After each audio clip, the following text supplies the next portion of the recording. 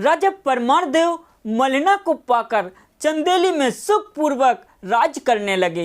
एक दिन रानी मलिना राजा परमारदेव से बोली कि महाराज, मुझे मोहबे के जैसा कोई नगर दिखाई नहीं देता है, इसलिए आप अपना निवास स्थान मोहबे को बनाइए या फिर मुझे मोहबा पहुंचा दीजिए।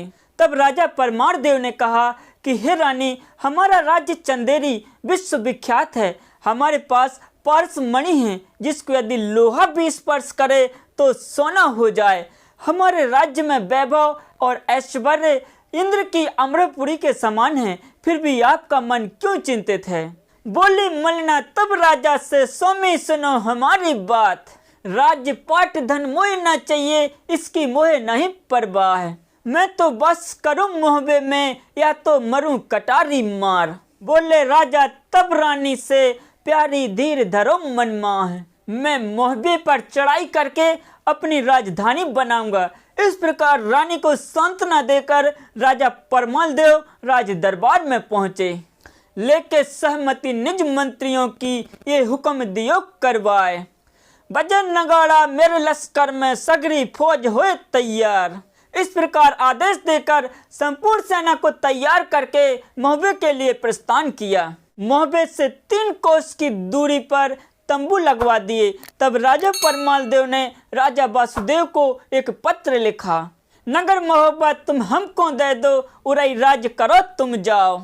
जो तुम मुख से नाही करो, मोहबो गर्द देहो करवाए। किला गिराए दे हम मोहबे को, सबरो नगर लेहो लुटवाए। ऐसा पत्र लिखकर राजा परमारदेव ने पत्र वाहक को दिया। पत्रवाहक पत्र को लेकर मोहबा के राज दरबार में पहुंचा।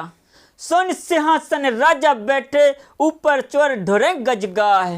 7 कदम से बंदगी करके पाती गद्दी दई चलाए। नजर बदल गई वासुदेव की, तुरते ही पाती लई उठाए। पाती बाँचत परलय हो गई, जीरा गौ सना का खाए। नाम पड़त ही परमाले का, मौका थूक बंद हुई जाए।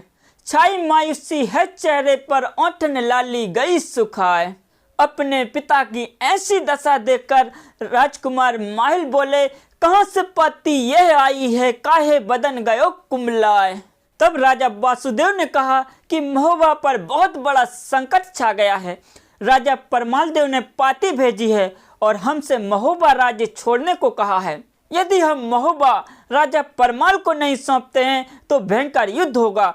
तब माहिल क्रोधित होकर बोला कि अब चंदेल वंश को ही मिटा देंगे। तब राजा वासुदेव ने कहा कि एक राजा का धर्म अपनी प्रजा की रक्षा करना होता है, इसलिए इस समय हमें अपनी प्रजा की रक्षा करना चाहिए और मोहबा राजा परमाल को सौंप देना चाहिए, क्योंकि रावण ने अहंकार के कारण ही अपना पूरा परिवार का विनाश कर दिया था। परंतु राजकुमार माहिल बिना युद्ध किए राजा परमारदेव को अपना राज्य सौंपने के लिए मना कर देते हैं तथा पिताजी से कहते हैं कि यह क्षत्रियों का धर्म नहीं है कि बिना लड़े ही हार मान जाएं। तब राजकुमार माहिल राजा वासुदेव से आज्ञा लेकर युद्ध के मैदान में मोहबा की संपूर्ण सेना लेकर पहुंच जाते हैं। इधर राजा परमाल भी अपनी संपूर्ण सेना को तैयार करके युद्ध के मैदान में पहुंच जाते हैं। दोनों फौजें संगम हो गईं, तोपें चलन लगी तत्काल।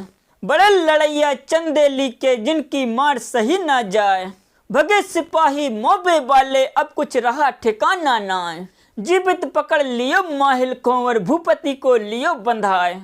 राजा वासुदेव ने माहिल और भूपति को बंदी बनाकर राजा वासुदेव को संदेश भिजवा दिया। राजा वासुदेव संदेश पाकर बहुत घबरा गए। फिर बहुत सोच समझकर राजा परमारदेव के पास जाकर बोले, आज से मैं आपका दास हूँ, आप मेरे दोनों पुत्रों को बंधनों से मुक्त कर दीजिए और मोहबे में आज से आप निवास कीजिए। राजा परमारदेव ने मोहबा को अपनी राजधानी बनाया तथा राजा वासुदेव उरई में जाकर रहने लगे। माहिल इस अपमान को भुला नहीं पाया और मोहबे की मिट्टी को उठाकर संकल्प लिया कि चंदेल वंश में उत्पन्न होने वाले संपूर्ण राजाओं का मैं समूल विनाश करूंगा। इन्हीं माहिल के कारण ही चंदेल वंश को बहुत नुकसान उठाना पड़ा।